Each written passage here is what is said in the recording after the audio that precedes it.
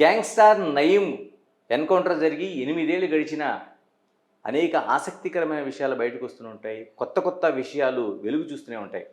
ఇప్పుడు నయీం డైరీలపైన మరోసారి చర్చ జరుగుతుంది. అప్పట్లో నయీం ఎన్కౌంటర్ జరిగిన తర్వాత ఏం జరిగింది, ఎలా జరిగింది, ఎంత ప్రాపర్టీని స్వాధీనం చేసుకున్నారు, ఆ డైరీలు ఏంటి, అనేక విషయాల్ని forum for good governance RTI ద్వారా వెలికితీసే ప్రయత్నం చేసింది. చాలా విషయాలను సేకరించింది. మనతో ఫోరం ఫర్ గుడ్ గవర్నెన్స్ అధ్యక్షులు, మాజీ ఐఆర్ఎస్ అధికారి పద్మనాభరెడ్డి గారు ఉన్నారు. పద్మనాభరెడ్డి గారు నమస్తే. నమస్కారం సార్, అప్పుడు నయీము కేసు అంటే 2016 ఆగస్టు 8న జరిగిన ఈ కేసులోన అనేక విషయాలు ఆసక్తికరంగా మనకు అనిపించినాయి. ఇప్పుడు ఎప్పుడు చూసినా నయీం డైరీ పైన ఒక చర్చ జరుగుతూనే ఉంటుంది. అప్పుడు మీరు ఒక రైట్ టు ఇన్ఫర్మేషన్ యాక్ట్లో అనేక సమాచారం తీసుకొచ్చారు. ఎన్ని డైరీలు సార్ అప్పట్లో? ఆ డైరీల సమాచారం ఎన్ని డైరీలు ఉన్నాయని చెప్పారు వాళ్ళు? వాళ్ళు నయీంకు ఒక అలవాటు ఉండేది, ఏమనంటే ఏ విషయమైనా డైరీలో రాసుకుంటుండేది. సో ఆయన ఎన్కౌంటర్ జరిగిన నాడు ఇల్లు రేడ్ చేసినారు. రేడ్ చేసినప్పుడు ఇంట్లో 130 డైరీలు దొరికినాయి. సో దాంట్లో చాలా ఇన్ఫర్మేషన్ ఉంది. అయితే ఈ సిట్ టీం ఏదైతుందో ఆ డైరీలను పక్కకు పెట్టకుండా దాన్ని అంతా చూసి కోర్టులో డిపాజిట్ చేసినాయి. దాంట్లో ఆ డైరీలు ప్రజా బాహుళ్యానికి వస్తే, పబ్లిక్ దాంట్లో వస్తే చాలామంది సీనియర్ పోలీస్ ఆఫీసర్స్, రాజకీయ నాయకులు వాళ్ళంతా దాంట్లో ఇన్వాల్వ్ అయినారు. అయితే పైకి మాత్రము ఎక్కడైతే కొన్ని పత్రికలలో ఫొటోస్ వచ్చినాయో దాని ఆధారంగా ఒక 25 మంది పోలీస్ ఆఫీసర్స్ మీద వాళ్ళు కంప్లైంట్ ఇవ్వడం జరిగింది. తర్వాత గుట్టు చప్పుడు కాకుండా మళ్ళీ వాళ్ళు ఇప్పుడేం కేసులు లేవు వాళ్ళ మీద. అట్లాగే ఒక 8 మంది పొలిటీషియన్స్, మండల్ లెవెల్ వాళ్ళ మీద కూడా అని పెట్టినారు. కానీ ఇక్కడ అసలు సంగతి ఏంటంటే నయీం అన్నది మామూలు ఒక వీధి రౌడీ, నక్సలైట్లలో జాయిన్ అయినాడు. తర్వాత మరి ఏ కారణాలతోనో సరెండర్ అయినాడు. కానీ చాలా ఇంటెలిజెంట్ వ్యక్తి కాబట్టి మొత్తం నక్సలైట్ రహస్యాలన్నీ ఈయన దగ్గర ఉన్నాయి. దాన్ని ఆధారంగా చేసుకొని పోలీస్ వాళ్ళు ఏం చేసినారంటే చాలా వాడుకున్నారు నయీం చెప్పిన ఇన్ఫర్మేషన్తో అక్కడక్కడ నక్సలైట్స్ ఎన్కౌంటర్ కావడము, పట్టుకోవడం జరిగింది కూడా. సో ఈ నయీం ఏం చేసినాడు, ఈ పెద్ద పెద్ద పోలీస్ ఆఫీసర్స్ యొక్క అప్రోచ్ను ఆధారంగా తీసుకొని ఒక అరాచక శక్తులను, ఒక క్రిమినల్ గ్రూపును తయారు చేసినాడు. చేసి నల్గొండ జిల్లాలో, రంగారెడ్డి, హైదరాబాద్ చుట్టుపక్కల కూడా చాలామందిని బెదిరియడం, బిజినెస్ పీపుల్ను, ఈ యొక్క ఏదైతే రియల్ ఎస్టేట్ వాళ్ళు ఉన్నారో వాళ్ళని బెదిరియడం, ఇలా చేసినాడు. చాలా సందర్భాల్లో జబర్దస్తిగా రిజిస్ట్రేషన్ చేయించుకున్నాడు. అదేంటి సార్, ఇప్పుడు చాలా వరకు నయీం సంబంధించిన ఆ రోజుల్లోన అందరూ భూములు లాక్కోవడం, అక్రమంగా రిజిస్ట్రేషన్ చేయించుకోవడం, దౌర్జన్యాలు చేయించుకోవడం, అంటే భూమిపైన ప్రధానంగా కేంద్రీకరించారు. మీరు తీసుకున్న సమాచారంలో అంటే ఎన్ని ఎకరాలకు సంబంధించి ఎన్ని డాక్యుమెంట్లు బయటపడ్డాయి? ఆయన ఇంట్లో సెర్చ్ చేసినప్పుడు సుమారు 752 రిజిస్ట్రేషన్ డాక్యుమెంట్స్. దాని యొక్క మొత్తం భూమి ఏరియా 1050 ఏకర్స్ అని వాళ్ళు మాకు ఇన్ఫర్మేషన్ ఇచ్చినారు. 1050 ఏకర్స్. సో ఇది మేము ఆ మధ్యలో వాళ్ళని అడిగినాం. చాలామంది మా దగ్గరికి వచ్చిన నయీం బాధితులు వస్తే మేము గవర్నమెంట్కు రిప్రజెంట్ చేసినాం. ఒక కమిషన్ తిరగబెట్టి ఎవరెవరినైతే జబర్దస్తిగా భూమిలో నయీం తీసుకున్నాడో ఆయన ఇప్పుడు చనిపోయినాడు కాబట్టి వాళ్ళకు రిటర్న్ చేస్తే బాగుంటుందని. కానీ ఏమీ కాలే. ఇదే కాక ప్రజల కోసమని సిట్ సరిగా పనిచేయలే. అన్ఫార్చునేట్లీ ఒక సీనియర్ ఆఫీసర్ సిట్ అధ్యక్షుడు అక్కడ ఉండి ఉత్తుత్త కేసులు, నయీం చనిపోయిన తర్వాత ఆయన మీద ఒక సుమారుగా ఒక 230 కేసులు కేసులు బుక్ చేసినారు. అవి దేనికోసం ఏం చేసుకుంటామని వ్యక్తే చనిపోయాడు. ఇప్పటికీ దానికి అదే గతి లేదు. ఇంకా గమ్మత్ ఏంటంటే నయీం 2005లో మేడ్చల్ ప్రాంతంలో 8 కేసులు బుక్ అయినాయి, మర్డర్ కేసులు. తర్వాత ఇప్పుడు ఏదైతే ఈ కేసు నడుస్తూ ఉందో అప్పుడు అవన్నీ విత్డ్రా చేసుకున్నారు. అంత ఇన్ఫ్లుయెన్స్ ఉండే ఆయనకు పోలీస్ వాళ్ళ మీద, పొలిటీషియన్స్. ఆయన చనిపోయినాక మళ్ళీ రీఓపెన్ చేసినారు. సిగ్గుచేటు. మొదలు బుక్ చేస్తారు, మర్డర్ చేసిండు, మర్డర్ కేసు లోపల ఎక్స్టార్షన్ అని, జబర్దస్తిగా భూములు గుంజుకున్నాడని కేసులు బుక్ చేసినారు. మళ్ళీ ఒక 3-4 ఏళ్ళ కేసులన్నీ విత్డ్రా చేసుకున్నారు. చనిపోయిన తర్వాత మళ్ళీ రీఓపెన్ చేసినారు. ఇది చిన్నపిల్లల ఆట తిరిగే చేసినారు. అంటే 1 కాదు 2 కాదు 197 కేసులు సార్. అందులో 8 మర్డర్ కేసులు లాంటివి ఉన్నాయి.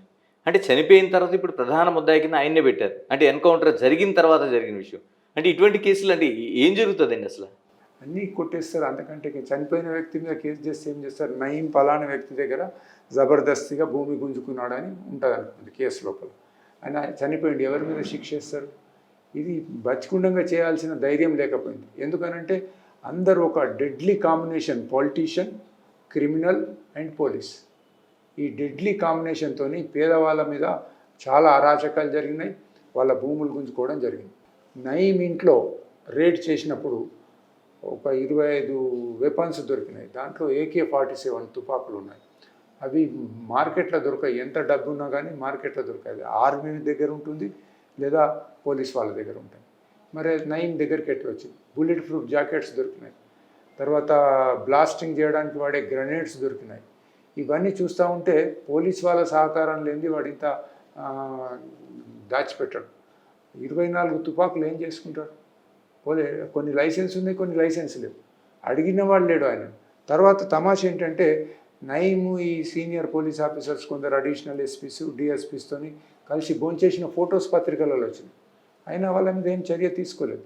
అంటే మొత్తం చాలా వరకు పోలీస్ అధికారులతో ఇన్వాల్వ్మెంట్ కూడా చాలా మంది అధికారులు కూడా పేర్లు బయటకు వచ్చినట్టు అప్పుడు ఎంతమంది ఆఫీసర్స్తో కలిపి ఉన్నట్టు సుమారు 25 మంది పేర్లతో సహా బయటకు వచ్చినాయి. ఇమీడియట్లీ వాళ్ళను అక్కడి నుంచి ట్రాన్స్ఫర్ అన్నారు, ఏదో అన్నారు. మళ్ళీ ఎంక్వైరీ చేసి ఏం లేదని చెప్పేసినారు. అసలు ఏంటంటే ఆ డైరీలు తీస్తే పెద్ద పెద్ద తలకాయలు బయటకు వస్తాయి. రాజకీయ నాయకుల పేర్లు ఉన్నాయి, అట్లాగే పోలీస్ వాళ్ళ పేర్లు ఉన్నాయి. ఆ డైరీస్ కాపీస్ ఇవ్వమని మేము సీట్ని అడిగితే ఇవ్వడానికి లేదన్నారు. తర్వాత మళ్ళీ దాన్ని అప్పీల్ చేస్తే అది కోర్టులో పెట్టినాము, కోర్టులో ఉన్నది, కోర్టు నుంచి తీసుకోమన్నారు. కోర్టు కూడా మేము RTI కింద అడిగితే కోర్టు కూడా ఇవ్వలేదు. కానీ ఇప్పుడు నేను అనేది ఏంటంటే ప్రభుత్వము పోలీస్ ఎంక్వైరీ ఆఫీసర్ మీద ప్రెషర్ వేసి ఆ డైరీస్ బయటకు తెప్పించి కోర్టు నుంచి కాపీస్ తెప్పించేసేసి ప్రజల్లోకి తెలపాలి. ఆ కాలంలో నయీం ఇంత పెద్ద గ్యాంగ్స్టర్స్ కావడానికి, ఒక నేర సామ్రాజ్యాన్ని స్థాపించడానికి హెల్ప్ చేసిన పోలీస్ అధికారులు ఎవరు, అట్లాగే మన పొలిటీషియన్స్ ఎవరు? నయీం ఇంట్లో 103 సెల్ ఫోన్స్ దొరికినాయి. మామూలు కేసులో సెల్ ఫోన్ దొరకగానే దాన్ని కాల్ డేటా తీస్తారు, తీసి ఏమంటారు తీగ లాగితే డొంకంతా కదిలినట్టు బయటకు తీస్తారు. మరి 103 సెల్ ఫోన్స్లో ఆయన ఎవరెవరితో మాట్లాడినాడు, ఏం జరిగింది, అది తీయాలి కదా. ఏమీ తీయలేదు. అంటే ఇంటెన్షనల్గా నయీంని చంపడం కూడా అది ఎన్కౌంటర్ అంటారు. అందరికి తెలిసి ఎన్కౌంటర్ అన్నది ఏమిటి అన్నది. చనిపోయిన తర్వాత ఏదైతే ఒక్కొక్క రహస్యాలు బయటపడుతుంటే అబ్బాయి ఇదంతా మొత్తం అల్లకల్లోలమయ్యేటట్టున్నదని ఎక్కడికక్కడ ఆపేసినారు. ఇప్పుడు మళ్ళీ చర్చ వస్తూ ఉంది నయీం డైరీస్లలో ఏమున్నది, ఎవరు పెద్దవాళ్ళు ఉన్నారని. అంటే రాజకీయ నాయకులు ఈ క్రిమినల్స్తో ఫస్ట్ స్టేజ్లో అంటగాగుతారు, క్రిమినల్స్తో పని తీసుకుంటారు. మళ్ళీ వాడు ఎన్కౌంటర్ అయిపోయిన తర్వాత వాడి దగ్గర ఏమన్నా ఎవిడెన్స్ ఉంటే అది బయటకు రాకుండా చూస్తారు. ఈ పార్టీ ఆ పార్టీ అని కాదు, బహుశా ఆ డైరీస్ అన్ని బయటకు వస్తే చాలా పార్టీల వాళ్ళు ఉండి ఉండొచ్చు. ఇప్పుడు డ్రగ్స్ కేసు చాలా చెప్తున్నారు, డ్రగ్స్ అని. అప్పుడు 2018లో డ్రగ్స్ పట్టినప్పుడు పెద్ద పెద్ద వాళ్ళ పేర్లు వచ్చినాయి బయటకు. వాళ్ళని పిలిచినారు, టీవీ వాళ్ళు కూడా వాళ్ళని ట్రాక్ చేసినారు. ఇంట్లోకి వెళ్ళిండు, ఇక వచ్చినాడు, అక్కడ ఆఫీస్లో చేరినాడు. అది కూడా రాజకీయ ఒత్తిడితో ఆగిపోయింది. అంటే ఇప్పుడు ఈ 130 డైరీలు కావచ్చు, లేకపోతే ఒక 100కు పైగా ఫోన్లు కావచ్చు, అంటే వీటిని కానీ సమాచారం బయటపడితే ఇంకా పెద్ద లోతైన విషయాలు బయటపడే అవకాశం ఉందంటారా? ఇప్పుడు ఇక్కడ ఏంటంటే ఎవరో అది పేర్లు బయట వచ్చి వాళ్ళకి శిక్ష పడడం ముఖ్యం కాదు. ముఖ్యం ఏంటంటే రాజకీయ నాయకులు ఈ గుండాలను తయారు చేస్తున్నారే, అది కాకుండా ఉండాలా. ప్రజలకు పోలీస్ వ్యవస్థ మీద నమ్మిక కలగాలి. సిట్ వేసినప్పుడు అందరు అనుకున్నారు వీళ్ళు డెప్తులు చాలా లోపల దాకా పోయి అన్నీ బయటకు తీస్తారని. నయీం బాధితులు కొన్ని 100 మంది ఉన్నారు. మరి వాళ్ళ సంగతి ఏంటి? ఇప్పుడు వాళ్ళ భూములన్నీ వీడు జబర్దస్తిగా లాక్కున్నాడు, ఇంట్లో రిజిస్ట్రేషన్ పేపర్స్ దొరికినాయి. ఏం చేసుకుంటారు? ఒక్కొక్క కమిషన్ తిరగబెట్టి పూర్ పీపుల్ ఎవరి అయితే ల్యాండ్స్ ఈయన తీసుకున్నాడో వాళ్ళకి రిటర్న్ చేస్తే బాగుండేది. అంటే 850 మందిని విచారించారండి సిట్టు అప్పుడు. అవును, ఒకటి కాదు, రెండు కాదు, 850 మందిని విచారించారు. అంటే ఎక్కడ పరిష్కారం అయితే అవ్వలేదు. పరిష్కారం అయితే ఇంత కోర్టులో కేసులు వేసినారు, ఇక నడుస్తూనే ఉంటుంది కేసు లోపల. అది సమస్య అది కాదు. సమస్య ఏంటంటే ఇట్లా అధికారులు పొలిటీషియన్స్ కలిసి ఒక గుండాలను తయారు చేసి ప్రజల మీదకి వదిలిపెట్టి తర్వాత వాడు ఎదురు తిరిగినప్పుడు వాడు నయీం గిట్ట ఎదురు తిరగకుంటే రాజకీయ నాయకులకు ఇంకా కొన్ని దినాలు బతికేవాడేమో. రకరకాల స్టోరీస్ ఏంటంటే అప్పుడు అధికారంలో ఉన్న పార్టీ వాళ్ళని కొందరిని వాడు బెదిరించినాడు, దాంతో ఎన్కౌంటర్ అయిపోయినాడు అని రకరకాల స్టోరీస్ ఉన్నాయి. ఎలాగ ఇప్పుడు మీరు చెప్తున్న దాని ప్రకారం అంటే ఇప్పుడు అన్నిట్ల కేసుల్లో కూడా 197 కేసులు 8 మర్డర్ కేసులు కూడా నయీమే ప్రధాన ముద్దాయిగా పెట్టారు. ఎలా నడిపించాల్సిన అవసరం ఉంది? ఎందుకంటే ఆయనకు అనుచరులు ఉన్నారు చాలా వరకు. ఒక 20 మందికి పైగా వీళ్ళందరినీ గుర్తించారు, కేసులు నమోదు చేశారు పోలీసులు. అంటే ఇలా న్యాయం జరగాలంటే నయీం చనిపోయిన నయీం కాకుండా ఎలా జరగాల్సిన అవసరం ఉంది కేసు విచారణ అనేది? ఫస్ట్ కేసు విచారణ జరిగినప్పుడు ఇంకొక నయీం తయారు కావద్దు. ఇప్పుడు నయీంను ఎన్కౌంటర్ చేసిన తర్వాత ఆయన అనుచరులు ఫ్రీగా తిరుగుతున్నారు. వాళ్ళ మీద కూడా కేసులు పెట్టినారు, నయీంతో సహా వాళ్ళకి పెట్టినారు. వాళ్ళకి శిక్ష పడాలి, ఒక మెసేజ్ క్లియర్గా పోవాలి. ఈ గుండాగిరి అన్నది ఎప్పటికైనా కానీ సక్సెస్ కాదు. ఏదో కొన్ని దినాలు అక్కడ ఉన్న పరిస్థితులను బట్టి 5 ఏళ్ళు 10 ఏళ్ళు వాడు ప్రజలను ఇబ్బంది పెట్టచ్చు, కానీ ఎన్నటికైనా వాడి గతి కటకటాలకు వెళ్ళాల్సిందే అనేది ఒకటి పోవాలి. రెండోది, పేద ప్రజల నుంచి భూమి ఏదైతే తీసుకున్నాడో అది వాళ్ళకి రిటర్న్ చేయాలి. మూడోది, 2 కౌంటింగ్ మిషన్స్ దినమంతా డబ్బెంచినాయి. అదే మీరు చాలా ఇంట్రెస్టింగ్ ఇష్యూ ఏంటంటే అప్పట్లోన వేల కోట్ల రూపాయలు కనిపించినాయి. ఎన్కౌంటర్ జరిగిన తర్వాత ఇంటి నిండా డబ్బులు ఉన్నాయని అనేక వార్తలు వచ్చినాయి. 2 కౌంటింగ్ మిషన్స్ కూడా పట్టుకెళ్ళారు, బయటికి విజువల్స్తో పాటు అప్పట్లో బయటపడినాయి. మీరు ఆర్టీఐ పెట్టిన తర్వాత ఎటువంటి సమాచారం ఇచ్చారండి వాళ్ళు? మాకు చెప్పింది ఏంటంటే 2 కౌంటింగ్ మిషన్స్ వాడిన ఇంట్లో బాగా కరెన్సీ ఉన్నది. మళ్ళీ ఎంత దొరికిందయ్యా అంటే 3,74,000 రూపాయలు అక్కడ దొరికిందన్న. తర్వాత మళ్ళీ ఏమనుకున్నారేమో 2,08,00,000 మాకు మొత్తం నయీంది దొరికింది. అట్లాగే 2 కేజీల బంగారం సుమారుగా, ఇంకో 2.5 కేజీల వెండి, ఇదంతా మేము కోర్టులో డిపాజిట్ చేసినామని చెప్పడం జరిగింది. కానీ ఇంతవరకు అది నడకనే నడుస్తుంది కానీ ముందుకు రావడం లేదు. కేసు నడవనియండి. మొత్తం ఫస్ట్ ఆ డైరీస్ 130 డైరీస్లో ఉన్నదేంటి అది బయటకు రావాలా. తర్వాత ఒక 25 మంది police officers additional SP rank వాళ్ళు నయీంతో భోజనాలు చేసినారు, దావతులు అయినాయి, అదంతా అయింది. మరి వాళ్ళ మీద అప్పుడు ఆ వేడి లోపల కేసులు బుక్ చేస్తున్నాం వీళ్ళ మీద అన్నారు, మళ్ళీ ఎవిడెన్స్ ఏం లేదని వదిలిపెట్టినారు. ఇట్లా ఎందుకు చేసినారు అన్నది బయటకు రావాల్సిన అవసరం. ఇలా మీరు చెప్తున్న దాని ప్రకారం దాదాపుగా అంటే ఒక 750 రిజిస్ట్రేషన్ డాక్యుమెంట్స్ ఉన్నది, దాదాపు 1050కి పైగా ఎకరాల భూమికి సంబంధించి. అంటే ఇది ఎక్కడుంది? ప్రభుత్వ స్వాధీనంలోనే ఉందా లేకపోతే కోర్టుకు అప్పగించారా? అది వాళ్ళే చెప్పాలి. మరి సీజ్ చేసినారు వాళ్ళు. సీజ్ చేసినప్పుడు కోర్టులు ఇచ్చినారో మరి ప్రభుత్వం దగ్గర పోలీస్ శాఖలో ఉందో తెలియదు. బట్ అది అట్లనే పెట్టుకుంటే కరెక్ట్ కాదు. ఆ 750 డాక్యుమెంట్స్ లోపల ఉన్న భూమి నిజంగానే పేద ప్రజలది ఉండి ఈయన భయపెట్టించి తీసుకున్నట్టయితే వాళ్ళకు రిటర్న్ చేయాల్సిన అవసరం ఉంది. చాలామంది రిప్రజెంట్ చేసినారు కూడా సీట్ లోపల, మా భూమి ఇట్లా గుంజుకున్నాడని చెప్పి. మరి ఏమైందో తర్వాత తెలియలే. ఆ ఇన్ఫర్మేషన్ ఎవరు ఇవ్వడం లేదు, మొత్తం తొక్కి పెట్టేసినారు. ఎందుకంటే అది ఒక పెద్ద బ్లాస్టింగ్ అయినట్టు అవుతుంది. రాజకీయ నాయకులు, పోలీసు వాళ్ళు వీళ్ళంతా దాంట్లో వస్తారని చెప్పి తొక్కి పెట్టేసినారు. సార్, గుడ్ గవర్నెన్స్గా మీరు అప్పట్లో ఆర్టీఐ వేశారు. చాలా వరకు ఇప్పటికప్పుడు రాజకీయ నాయకులకి ఈ నయీం లాంటి వాళ్ళతో సంబంధాలు ఎప్పుడు మనకు బయటపడుతుంటాయి అన్నది. ఆ రోజుల్లో ఏమైనా బయటకు వచ్చినాయండి మీరు వేసిన ఆర్టీఐలో ఎటువంటి సంబంధాలు అనేవి? మేము అడుగుతూ ఒక 8 మంది పేర్లు ఇచ్చినారు. మండల్ లెవెల్ లోపల జడ్పీటీసీ అన్నారు, పలానా సర్పంచ్ అన్నారు. అంటే ఆ గ్రామాలలో భూములు జబర్దస్తిగా తీసుకోవడానికి నయీంకు సహకరించినారు. అంతేగాని పెద్దవాళ్ళు ఎవరు ఇది చేయలేదు. ఒకళ్ళిద్దరు ఏదో ఎమ్మెల్యేలు అన్నాను కానీ మళ్ళీ తర్వాత దాన్ని అట్లాగే తొక్కి పెట్టినారు. కరెక్ట్గా ఐడియా లేదు. అంటే ఇప్పుడు ఈ 830 డైరీలకు సంబంధించి 130 డైరీలకు సంబంధించి బయటకు వస్తే ఇంకా రాజకీయ నాయకుల సంబంధాలు బయటకు వచ్చే అవకాశం చాలా. లేకుంటే వాళ్ళు ఈజీగా ఇస్తుండ్రు కదా డైరీస్. ఎన్నిసార్లు అడిగినాం మేము. ఒక ½ డజన్ ఆర్టీఐ అప్లికేషన్స్ ఇచ్చుంటాము, అప్పీల్ చేసినాము, కమిషన్ దాకా పోయినాం, ఇవ్వడం లేదు. అది పార్ట్ ఆఫ్ ఎంక్వైరీ అంటారు. ఇక ఎన్ని దినాలు ఎంక్వైరీ నడిచిన దినాలు డైరీలు గుప్తంగా పెట్టారు.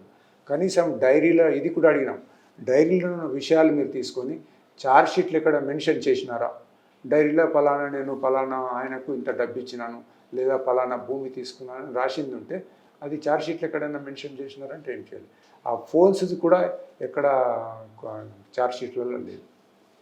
సరే, ఇప్పుడు 8 ఏళ్ళు అయిపోయింది గడిచి, ఈ కేసు నడుస్తుంది, ప్రభుత్వాలు మారుతూ ఉన్నాయి. ఫోరం ఫర్ గుడ్ గవర్నెన్స్కి ఎలాంటి డిమాండ్ చేస్తారు? ఎందుకంటే ఆ సత్వర న్యాయం ఇటువంటి వాటిలో జరిగితేనే ప్రజలకి, ఎవరైతే మోసపోయిన వాళ్ళకి న్యాయం జరిగే అవకాశం ఉంది. ఇప్పుడు నయీం అటువంటి కేసులు ఇంకొక 2-3 అయితే ప్రజలకు పోలీస్ శాఖ మీద, ప్రభుత్వం మీద నమ్మకం పోతుంది. అంటే ఈక్వాలిటీ బిఫోర్ లా, చట్టం ముందు అందరు సమానులే అన్నది నమ్మకపోతుంది. ప్రభుత్వం ఇప్పుడు ఇమీడియట్గా చేయాల్సింది ఆ 130 డైరీలు ఒక కమిషన్ పెట్టండి. దాంట్లో ఎవరి పేర్లు ఉన్నాయి, ఏంటి వాళ్ళ పాత్ర ఏంటి. అంటే ఒక డైరీల పేరు రాసుకున్నంత మాత్రాన ఆయన తప్పు చేసిందని కాదు, వాడు కావాలని కూడా మిస్చీఫ్ చేయడానికి నేను ప్రధానమంత్రికి డబ్బులు ఇచ్చినా ముఖ్యమంత్రికి డబ్బులు ఇచ్చినా అని రాసుకోవచ్చు. ఆ ఎంక్వైరీ చేసి నిజంగానే ఏదైనా లింక్ దొరికితే వాళ్ళు యొక్క నాయకుల పేర్లు బయట పెట్టాలా. సీనియర్ పోలీస్ ఆఫీసర్స్ కూడా చాలామందికి హెల్ప్ చేసినాడని పుకార్లు ఉన్నాయి. అప్పుడు వాళ్ళ ల్యాండ్స్ కొన్ని ఇచ్చేసినాడు, కాంప్లికేషన్స్ ఉంటే హెల్ప్ చేసి వీళ్ళు ఇచ్చేసిన రకరకాలుగా ఉన్నాయి. అవన్నీ బయటకు రావాల్సిన అవసరం ఉంది. ప్రజలకు పాలన మీద నమ్మకం కలగాలంటే ఇప్పటికైనా కానీ నయీం కేసు ఓపెన్ కావాలి. దీని మీద మేము ప్రధానమంత్రికి రాసినాం, నయీం అంతా డీటెయిల్స్ ఇస్తూ. ఇమీడియట్గా ప్రధానమంత్రి ఆఫీస్ నుంచి చీఫ్ సెక్రటరీకి వచ్చింది, వీళ్ళు ఇట్లా రిప్రజెంట్ చేసినారు, ఎంక్వైరీ చేయమని. ఏం చేయలేదు, తొక్కిపెట్టినారు. ఒక పొలిటికల్ లీడర్, ఒక పార్టీ లీడర్ హైకోర్టును అప్రోచ్ అయినాడు. అయితే గవర్నమెంట్ ఏం చెప్పింది, అంతా సవ్యంగా కేసు నడుస్తుందంటే హైకోర్టు తీర్పిచ్చింది ఏంటంటే అది వాళ్ళు సవ్యంగా నడుస్తుంది అంటున్నారు కాబట్టి సిబిఐ ఎంక్వైరీ అవసరం లేదు, ఒకవేళ సవ్యంగా నడనప్పుడు మళ్ళీ మా దగ్గరికి రండి అని కోర్టు ఆర్డర్ ఇవ్వడం జరిగింది. సార్ మీకు ఇచ్చిన దాంట్లో 3,74,000 చిల్లర 74,000 చిల్లర మీకు అమౌంట్ చూపించారు మొదట్లో. దీన్ని కౌంట్ చేయడానికి 2 కౌంటింగ్ మిషన్లు అవసరం అంటారు. ఒక వ్యక్తి 15 నిమిషాలలో ఎంచవచ్చు. అప్పుడు 1000 రూపాయల నోట్లు ఉండే, 306 నోట్లు మేము ఇది డినామినేషన్ కూడా అడిగినాం. అడిగితే మాకు చెప్పినారు 306 నోట్లు 1000 రూపాయలని, మిగిలిన చిల్లరనే. ఒక వ్యక్తి ఒక 15 నిమిషాలు ఎంచవచ్చు.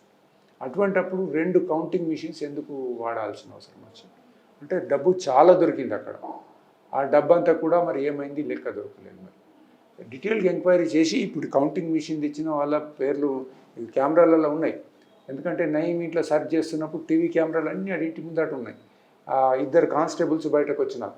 వీళ్ళు అడిగినారు, టీవీ వాళ్ళు అడిగితే ఎక్కడ చూసినా డబ్బే ఉన్నది, మాకు ఎంచడానికి వీలు పడటం లేదు, కౌంటింగ్ మిషన్స్ తీసుకొస్తున్నాం.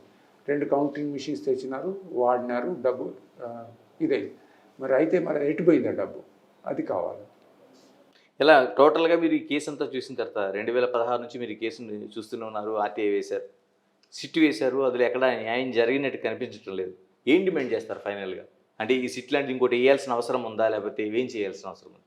ఇప్పుడు జరిగింది మొత్తం సిట్ది ఒక జ్యుడిషియల్ ఎంక్వైరీ చేయాలి. అట్లాగే ఆ డైరీస్ తెప్పించాలి. తర్వాత పేదవాళ్ళ దగ్గర నుంచి ఏదైతే ఈయన బలవంతంగా భూములు లాక్కున్నాడో వీటిని విచారించి వాళ్లకు రిటర్న్ చేయాలి. తర్వాత ఇంట్లో 2 కౌంటింగ్ మిషన్స్ పెట్టి ఏదైతే డబ్బును కౌంట్ చేసినారో అదెంత అన్నది లెక్క తేలాలి. ఇంకోటి ఏంటంటే నయీంకు ఇక్కడనే కాక వేరే స్టేట్లలో కూడా ఆస్తి ఉన్నదని ఆయన భార్యను చెల్లెల్లో చెప్పింది. గోవాలో పామ్ బీచ్లో అక్కడిక్కడ ఆస్తులు అదంతా కూడా ప్రభుత్వము తన కంట్రోల్లోకి తీసుకొని ఆక్షన్ పెట్టడం ఏదో చేయడం చేయాలి. ఇంకోటి ఒక స్ట్రాంగ్ సిగ్నల్ పోవాలి. ఎవరైనా పొలిటీషియన్స్ ఉంటే వాళ్ళ మీద చర్య, పోలీస్ ఆఫీసర్ల మీద చర్య. ఇప్పుడున్న సిట్ అధిపతి మొన్నటి వరకు ఇప్పుడున్న ఆయన ట్రాన్స్ఫర్ అయిపోయింది అనుకోండి, అప్పుడున్న సిట్ ఏదైతే ఉండేనో ఆయన సరిగా చేయలేదు. ప్రతి ఎంక్వైరీని మాత్రం తొక్కిపెట్టి నిజాలు బయటకు రాకుండా చూసినాడు. ఇది అన్ఫార్చునేట్. థ్యాంక్ యూ అండి. ఇది నయీం కేసులో మనకి ఇంకా ఎప్పటికీ చిక్కుముడిన ప్రశ్నలు అనేక కనిపిస్తున్నాయి. దాదాపుగా 130 డైరీల్లో ఏముంది?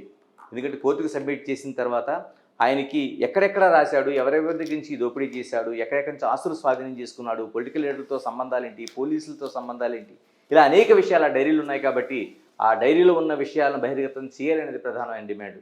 మరోవైపు ఏదైతే 1000 ఎకరాలకు సంబంధించి అంటే 750 రిజిస్ట్రేషన్ డాక్యుమెంట్స్ దొరికినాయంటే ఇన్ని వేల భూములు, అంటే 1000కి పైగా ఎకరాల భూములు ఇందులో ఉన్నాయి. ఎన్ని వేల కోట్ల రూపాయలు అక్కడ అక్రమంగా రిజిస్ట్రేషన్ జరిగిందనేది ఒక వాస్తవం కనిపిస్తుంది.